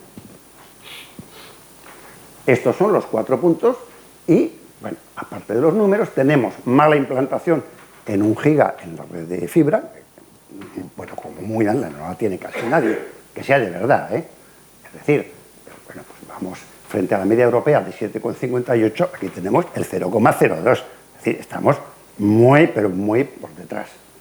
En capital humano, muy bajo el número de titulados y de empleados especialistas en estas tecnologías, muy bajo en inteligencia artificial, Big Data y comercio de las pymes, y muy bien en servicios públicos, los 5º. Bueno, esto es lo mismo bajando un poco más al detalle, y se puede ver, las líneas azules era la Unión Europea inicial, la línea marrón es como estamos, y este es el objetivo a cumplir en el año 2030. Se puede ver que en estas cosas vamos muy bien, en inteligencia artificial fatal, en Big Data también, y en servicios en la nube también. Bueno, esto es como realmente estamos, esto es lo que hay. El gobierno lanzó, a raíz de esto, como tiene que haber una hoja de ruta por cada país, lanzó la hoja de ruta nacional, que llamó España 2025, España Digital 2025. Y por alguna razón poco conocida, se ha convertido en la España Digital 2026. Pero bueno, ahora veremos por qué. ¿Por qué? Pues porque en el 25 se definieron 10 ejes estratégicos. Pero apareció el dinero europeo y los PERTES, y dijimos, esto es digital. Y entonces lo colocamos ahí. Y apareció también dinero para construir redes. Y entonces decidimos que en lugar de 10 objetivos había 12, y que en lugar de ser la España del 25, era la del 26. Hemos publicado ya el primer informe de la España Digital del 26. Y curiosamente es un informe que lo que nos dice es que hemos aprobado 3.255 sobre casi 4.000, es decir, el 83%, y comprometido, que no es lo mismo, el 68%. Y no dice nada más. No sabemos en qué lo estamos haciendo, en qué lo estamos utilizando. O sea, el informe acaba aquí. Es un informe de ni siquiera de cumplimiento presupuestario, sino de cumplimiento administrativo, de que hemos dado unas autorizaciones y luego hemos conseguido un compromiso, pero comprometido, pero nada más. Esto es del 2022 para el 2026, es decir, que hemos hecho casi todo. Hacer no sabemos lo que hemos hecho, pero comprometer hemos comprometido bastante. El informe está ahí, referenciado, lo podéis coger y no pone nada más que esto. Bueno, pone muchas más cosas, pero es un bla bla administrativo, ¿no? Bien, ¿cómo usan los españoles Internet? Según la oficina del Ministerio, tienen banda ancha en 96% de los hogares y hay más de medio millón que no lo tienen. Utilizamos básicamente mensajería, correo electrónico, llamadas, etcétera, y luego pues compras, etcétera, etcétera, etcétera. Y por edad, el 30% de los mayores de 74 años son los que lo utilizan, el resto evidentemente por razones obvias no, con una gran igualdad entre hombres y mujeres. Y sin embargo, el 98% de los menores de 6 a 15 años. La administración digital. Bueno, esto lo dice la Unión Europea, que España está a la vanguardia del gobierno electrónico y los servicios públicos digitales, muy por encima de la media y que ha hecho grandes avances en interoperabilidad. Somos el puesto quinto, 83% sobre una media de 67%, con otro informe de Naciones Unidas, los décimos en la Unión Europea, Madrid la segunda capital del mundo mundial en la administración digital, si se entera la presidenta Ayuso, bueno, levita. Y con otro informe nos dice que tenemos una media, somos los décimos con una media de 79 sobre 70. Estos son los informes oficiales de lo bien que lo hacemos en la administración digital. Y si os pasa cualquier cosa cuando vayáis al ayuntamiento o al tráfico o a Hacienda y tal, pues es que sois vosotros los culpables. Y por eso es que nos quejamos de vicio. Se ha desarrollado eso que van a desarrollar los europeos del wallet europeo, pues aquí ya lo tenemos desarrollado, se llama Mi Carpeta, o Mi Carpeta Ciudadana, dependiendo del sitio. Y bueno, pues quiere hacer eso mismo, meter todos los datos personales dentro de una carpeta digital. Pues tiene el 5,36% de la población. Es verdad que, claro, vamos muy por encima de muchos otros países de la Unión Europea que no tienen nada de nada, pero tampoco es un éxito fragante este asunto de la carpeta digital. No sé cuántos de vosotros tenéis la carpeta digital. Vamos, si hay más de uno, ya me chocaría. Y hay cantidad de trabajos que dicen que todo esto está muy bien, pero que no entendemos a la administración. No entendemos el lenguaje de la administración. Y bueno, hay un ejemplo curioso, que es una sentencia real de divorcio, que dice esta cosa tan rara de que firme que sea inmediatamente esta sentencia, librándose de testimonio de la misma, con expresión de su firmeza, a fin de proceder a la práctica de la notación marginal de la misma. Bueno, esto se podría escribir diciendo simplemente se ordena que esta sentencia se haga firme de forma inmediata y quede registrada y que se anote en el registro matrimonial. Es decir, un lenguaje que lo entiende hasta el juez que lo escribe. Pero bueno, esto es como estamos. Conclusiones. Hemos entrado, a mi juicio, en el siglo XXI con un nuevo modelo, la sociedad digital, que está en pleno desarrollo. Llevamos escasos 23 años, 24 ahora, y por lo tanto muchas cosas van a seguir cambiando y evolucionando. A mejor, a peor, distintas, diferentes. Cosas que decimos aquí no se van a cumplir y otras que no las decimos, pero que se van a aparecer. Es una sociedad que necesita unas tecnologías desarrolladas por pocas empresas y que dominan el mercado mundial. Y esas empresas son básicamente de Estados Unidos y de China. Y Europa no tiene ningún papel destacado en esto. Si pregunto cuántos móviles europeos existen en esta sala, sería sorprendente porque no fabricamos ninguno. El que se llama Ericsson, de verdad se llama Sony Ericsson, porque lo fabrican en Japón los señores de Sony. Europa ha dejado de fabricar ningún tipo de móvil, ni de ordenadores, ni de redes, ni de nada. No tenemos ningún sistema operativo, no tenemos inteligencia artificial, no tenemos prácticamente ni... Todo el mundo utiliza el Excel, el OpenOffice, que son programas no diseñados en Europa. Bueno, aparece un cambio social con temores, riesgos, peligros y también oportunidades y beneficios. Y bueno, pues como somos europeos nos resignamos a intentar regular lo que hacen otros señores. Y pues hay que reconocer que España cumple fielmente la norma europea, la ruta europea, en la mayoría de las cosas, excepto en la parte tecnológica, donde vamos con más retraso que la media europea. Es verdad que tenemos una Secretaría de Estado de Inteligencia Artificial, pero es artificial, porque no hay nada de desarrollo de inteligencia.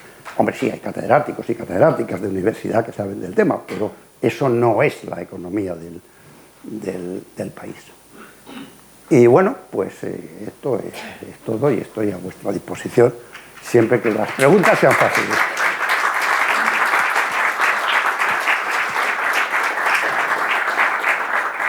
Hay una bibliografía aquí espantosa para el que quiera saber de dónde se han sacado estas. Muchas gracias, Josebi. Y ahora es el turno del que quiera preguntar. Veis vuestro nombre y adelante.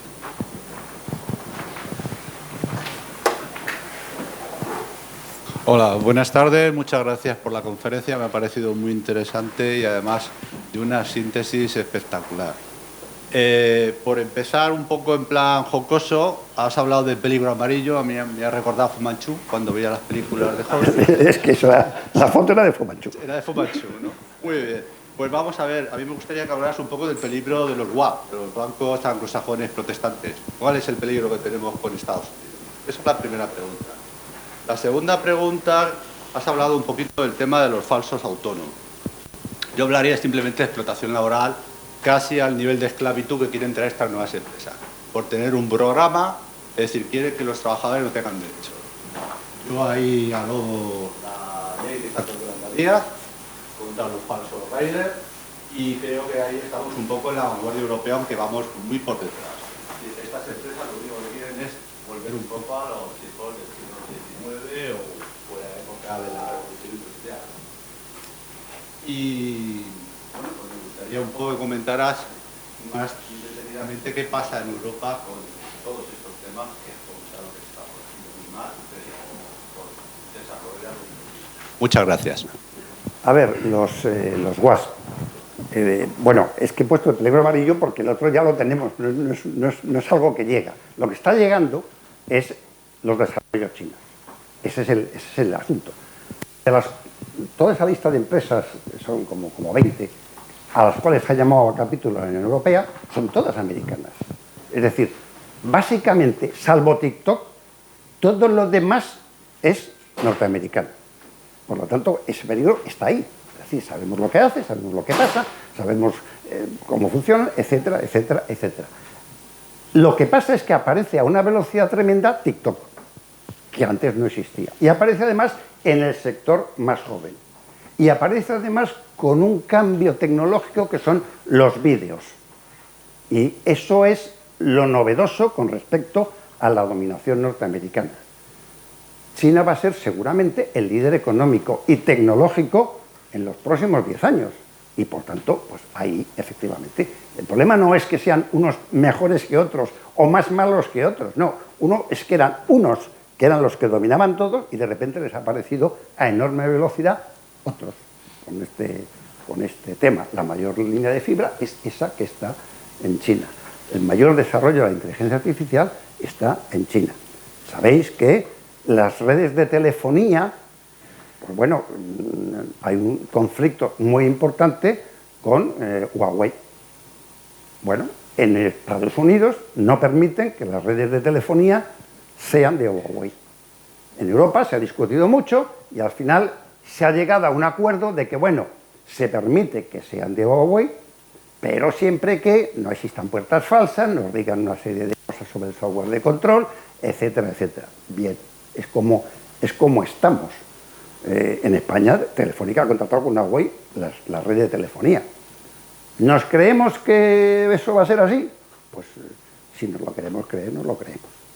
Los americanos no se lo quieren creer y no se lo creen, pero el problema es ese. No que haya, sino que viene efectivamente un cambio importante en los desarrolladores tecnológicos. Y luego cada cual puede pensar si uno es más malo que el otro, más bueno que el anterior. La otra era lo de los raiders. Vamos a ver, tienes razón en lo que dices. Claro que hay un aspecto de explotación laboral, sin duda ninguna. Y es buena la ley Rider, y es la primera y más novedosa en Europa. Pero también es verdad que aparece otro aspecto, y es el señor que quiere ser autónomo y trabajar cuando quiere. Me da igual que sea Rider, o que sea abogado de una multinacional, o consultor en una de las 4 grandes, porque a eso no les toca a nadie, pero también están en esas mismas condiciones con mejores salarios. Y hay, aproximadamente, es difícil de saber, como un 40% de riders que no quieren adaptarse a la ley Rider. ¿Por qué? Porque quieren vivir de otra manera. Y entonces, pues ese es el problema que empieza a aparecer. Y estamos hablando de 30 y tantos millones de europeos que trabajan en esas condiciones y que, por tanto, no es lo mismo tener una bicicleta para repartir comida que ser empleado de Pricewaterhouse o que ser un trabajador autónomo de Siemens que vivo en Mallorca. Entonces, el problema es en cómo regular algo en la cual trabajan más de 30 millones de europeos y que algunos de ellos, y no tengo la cifra, quieren trabajar cuando quieren trabajar y en el horario que quieren trabajar, aunque no les exploten, simplemente es que quieren hacerlo de otra manera. Ese es el problema que tenemos. Y no me acuerdo de la tercera. Sí, la tercera era con respecto a Europa, que ya se contaba un poco que no tenemos prácticamente nada, es decir, ¿qué futuro tenemos en esta entonces?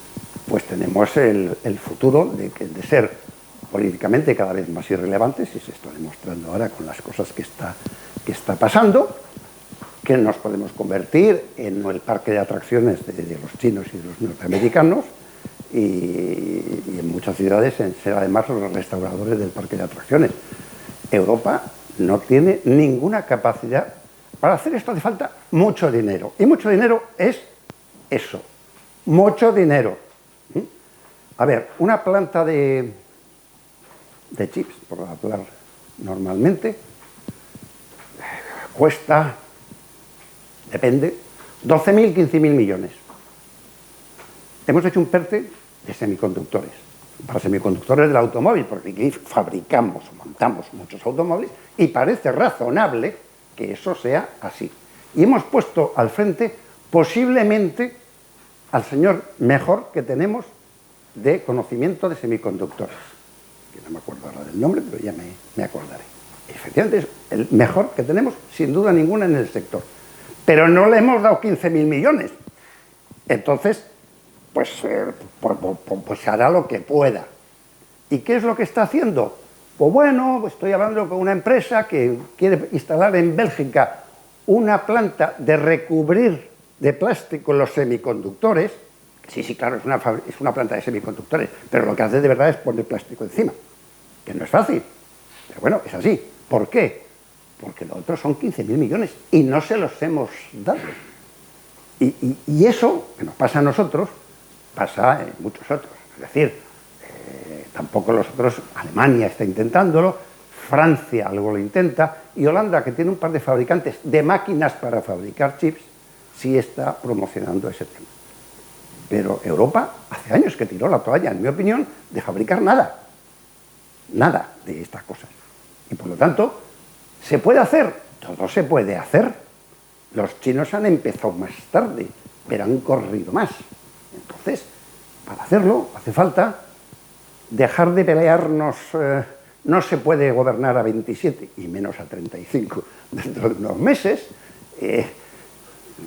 Incluso en industrias tradicionales, por ejemplo, la industria de defensa, tenemos 2 líderes, pero si quisiéramos hacer como Airbus, que es una empresa, como el mundo sabe, franco-francesa de hacer aviones, pero que tiene plantas en distintos sitios, pero es una empresa de aviones en Europa. ¿Y de barcos cuántas tenemos? ¿Estaríamos dispuestos a ceder Navantia a los franceses en las mismas condiciones que ellos acceden sus astilleros a nosotros? Y no digamos los daneses. Entonces, el problema es que no hay un gobierno, es una confederación de países, y nos cuesta mucho avanzar en las cosas que no tenemos. ¿Y qué es lo que tenemos? Un enorme parlamento que hace leyes pues, con facilidad, y eso sí, o sea, hacer la primera ley de inteligencia artificial Pues nos cuesta 3 años, pero lo hacemos. Lo que no hacemos es inteligencia artificial, pero la ley por descontado. En mi opinión, no te puedo decir otra cosa. Luis, ¿tú querías? Sí, me gustaría abordar un aspecto mucho más cotidiano. Perdón, me gustaría que abordaras, lo has abordado en la charla, un aspecto muy cotidiano, que es la relación de los ciudadanos con la administración y el cambio tecnológico que se está produciendo y que se ha producido especialmente a raíz de la pandemia. La pregunta es, ¿mejora el funcionamiento de la administración, la digitalización, o estamos condenados a sufrir un bache indefinido? ¿Y por qué funciona, en definitiva, peor la administración y la relación de la administración con los ciudadanos?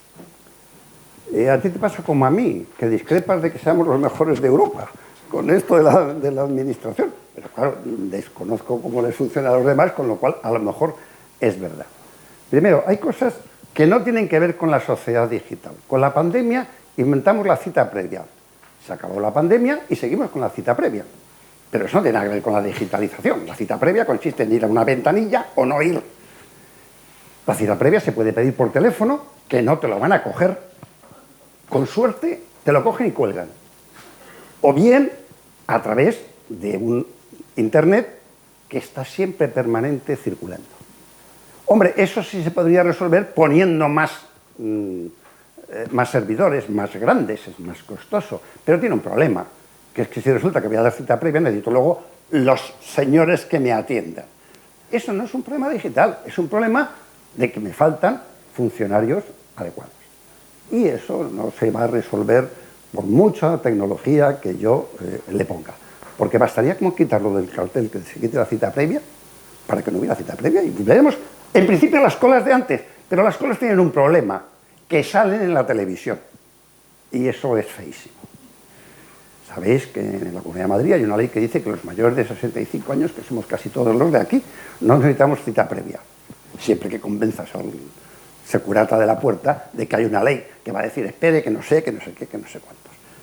Por otro lado, he puesto un par de ejemplos y podría poner infinitos más, de que no se sabe por qué las cosas en papel son diferentes que las cosas a través de Internet. Y eso no se cambia. ¿Por qué? Porque hay que contratar a alguien, porque hay que cambiar no sé qué, porque hay lo que se llama la pereza administrativa, que un compañero tuyo hace mucho, un tal Larra, pues fue el que la definió mejor. Entonces, es verdad que hay muchas cosas que podemos pagar mejor, y eso debería ser, pero es muy difícil encontrar el impreso que sabes que existe.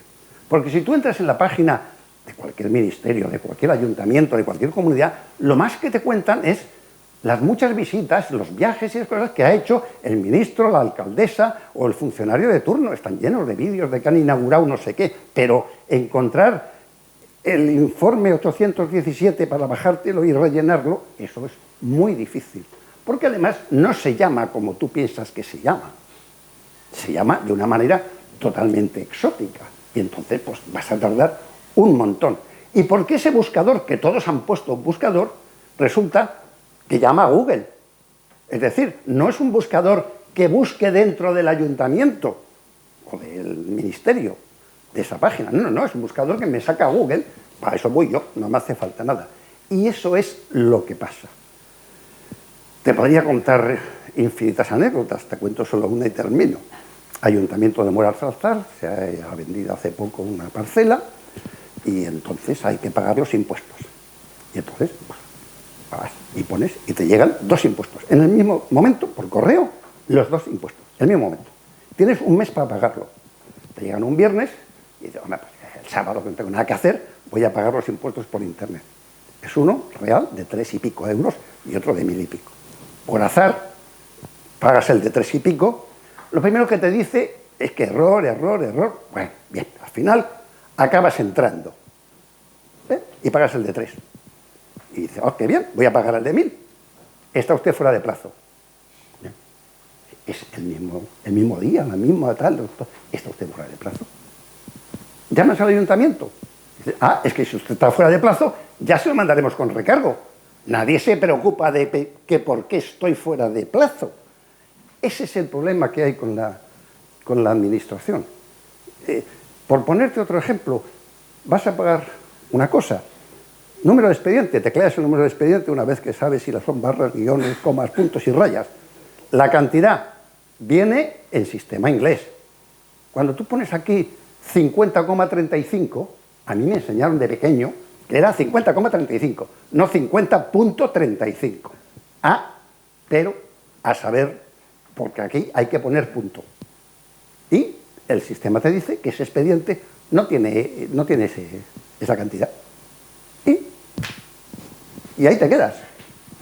¿Qué haces? Hombre, siempre hay un chat que dice, ¿tiene usted un problema? Escriba su problema. Bien. Y luego, pues, su problema se lo hemos pasado a no sé quién. Y es así. No te puedo decir otra cosa. O sea, en teoría debería poder ser muchísimo más fácil. Hay una oficina que inventó Gallardón, Madrid 110 o una cosa así, que está llena de gente sentada. Hay tanta gente como nosotros aquí, que son señores que quieren ir a presencial. Porque no saben, no pueden, no funcionan. Y yo es lo que opino.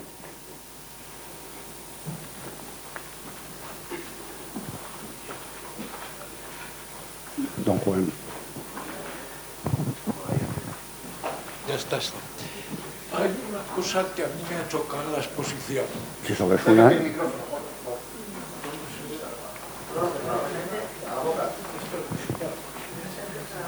Sí, pero la boca es analógica. Hay una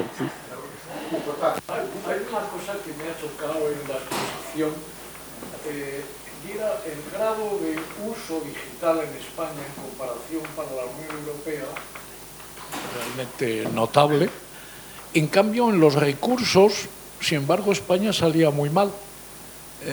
Capital humano, entonces eso es difícil de entenderlo, cómo pasa esto, si es posible aclararlo. Y luego otra cosa que me gustaría aprovechar, ya que estoy aquí, para ver si me entero. Has hablado de Huawei y Telefónica, que no sé cómo se va a resolver el veto de Estados Unidos a Huawei aquí, ni sabemos España qué posición ha tomado en las discusiones europeas sobre Huawei. Me imagino que a favor, estando Telefónica, pero bueno.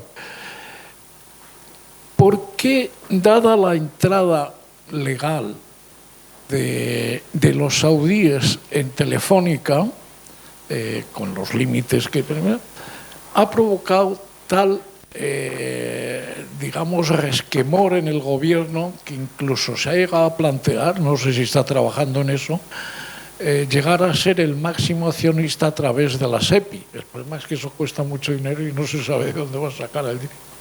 ¿Podrías explicar por qué ese resquemor tan brutal que ha aparecido?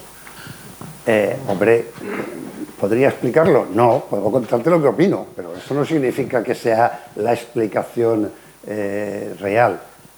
Empiezo por la primera. Vamos a ver. Europa son 27 países y evidentemente somos el cuarto a nivel económico, tecnológico, etcétera. Por lo tanto, hay otros que están a la cola. Cuando Europa sale, con su famosa década digital, encuentra una media de todos los países y a partir de ahí normalmente estábamos ya por encima de la media. Crecemos por encima de la media y por eso estamos mejor en una serie de factores. ¿Dónde estamos igual o peor? En las partes realmente tecnológicas. Primero, en formación. Todo el mundo sabe lo que nos pasa aquí en el informe PISA. No tenemos ninguna universidad realmente por encima de las 300. No te quiero ni contar si son universidades tecnológicas. Y si además de tecnológicas no hablamos de medicina, etcétera, sino hablamos de estas tecnológicas. Entonces, pues tenemos un déficit de formación muy importante en estas tecnologías. Lo miden y da eso. Y bueno, pues, ¿qué es lo que pasa? ¿Y qué pasa? Pues que no tenemos nada de biodata, de inteligencia artificial, de la nube, y tenemos muy pocas probabilidades de tenerlo, porque no se ponen los medios, que son personas y recursos. Y por descontado, contamos. Entonces, pues no hemos avanzado nada.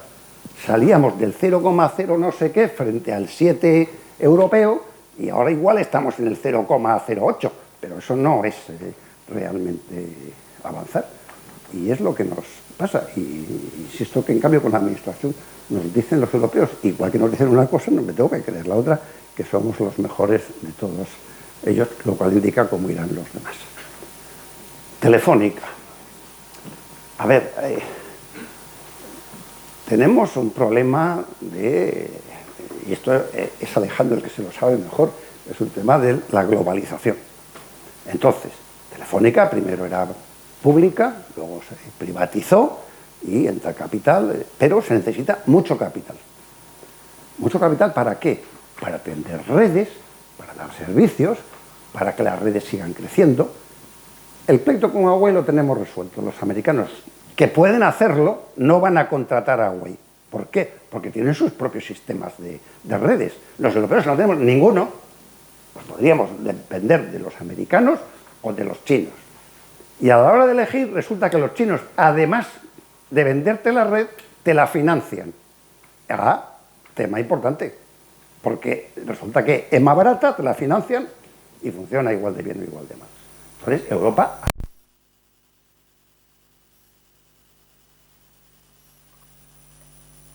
las redes. Pero Telefónica era una empresa privada de capital básicamente español. Pero empiezan a aparecer movimientos de capitales gigantescos en todos los sectores de la economía y aparecen unos saudíes que quieren un porcentaje muy importante. ¿Cuál es el problema? Que dado el régimen democrático de la Arabia Saudí, hay gente que duda de las intenciones reales de un capital público de Arabia Saudí entrando en el control de la compañía de telecomunicaciones española, que además también controla compañías de telefonía en otros países, sobre todo de Sudamérica, y tiene filiales en Inglaterra y contactos con Holanda. Entonces hay dudas, y esas dudas hacen que el gobierno se plantee volver hacia atrás, que es aquello que fue público y lo privatice, voy a ver si lo hago público. Y además, hombre, aparece el poder. Qué bueno es que encima de esto voy y mando yo y dirijo un poco hacia dónde va la compañía. Y en esas estamos. Y te pongo dos ejemplos más que ilustran un poco lo que está pasando. Uno de los problemas técnicos de la guerra de Ucrania es la falta de munición. Consumen munición tradicional y nadie tenía previsto tener que fabricar esa munición. Había unos stock que eran, creo recordar, para un mes o como mucho 3, y resulta que lo están consumiendo en semanas. Nosotros teníamos una fábrica de munición, Expal, y se la hemos vendido a Rheinmetall, una fábrica alemana, y el gobierno nos ha dicho Nemo. ¿Por qué? Porque el gobierno está entretenido con Hydra. Y lo de Rheinmetall le da exactamente igual, pero hemos perdido la capacidad, que luego compraremos esos mismos pepinos a Rheinmetall, pero algo más caros. Petroquímica de Cartagena. Hay una petroquímica que es de un fondo saudí y que está pensando que es mucho más barato instalarse en China. Total, son 500 señores que además son murcianos. Entonces, pues es así. Es decir, que si el capital no lo controlas tú, porque además si no se van a ir igual. O sea que queda exactamente igual. Y es muy difícil en un mundo que no hay capital público en empresas importantes controlar ese tipo de actividades. Mira, vamos a darle una pala de millones, con razón, a Ford para que haga una factoría, no tiene nada que ver con digital, estoy hablando del mundo industrial, de la sociedad industrial, para que convierta su factoría actual de coches en coches eléctricos. Y para eso hace falta unas inversiones, con dinero europeo les vamos a dar más de 1.000 y pico millones de euros.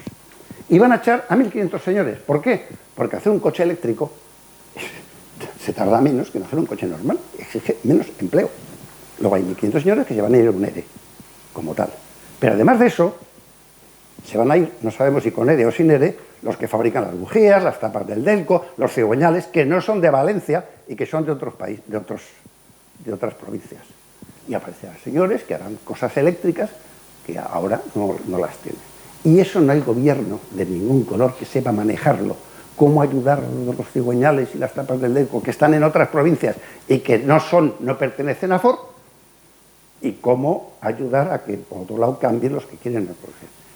Y si no les damos a Ford los miles de millones, lo tienen muy fácil. Se instalan en Alemania y cierran aquí todo. Pues ese problema de sociedad industrial en un mundo global es complicado para cualquier gobierno. Simplemente un comentario. Pero has dicho el control de Telefónica, volviendo al tema de Telefónica. Pero eso no parece que es cierto, porque con el 4,9 o el 9,9 del capital, el derecho que van a tener es 1 o 2 consejeros. Hablar de control de la compañía a través de 1 o 2 consejeros me parece muy excesivo. Excepto cuando esa compañía necesite más dinero para ampliar y yo diga que yo no, soy el 4 y pico, pero no. Y en cambio, si usted hace no sé qué en cualquier puerto de Arabia, pues mire usted, yo pondría dinero para eso. Es decir, no siempre es el número de votos, sino las ocasiones que hay para poder decir yo apoyo o yo me niego. Y tenemos el ejemplo de hoy de Hungría, que no es precisamente la Berza, pero bueno, está ahí y se opone a unas cosas importantes. Entonces, yo reconozco que en esto soy bastante más... Y a mí no me preocupa que Europa no fabrique chips, que los compre, que haga contratos comerciales con el que lo sepa hacer. Porque volviendo al tema de la petroquímica de Cartagena, esa era norteamericana y la vendió porque os decía que no les interesó, y aquí nadie le interesó esa... No, claro, claro. Bueno, pues si no hay ninguna pregunta más, como estamos llegando ya al límite, José Luis, muchas gracias. A vosotros. He aprobado.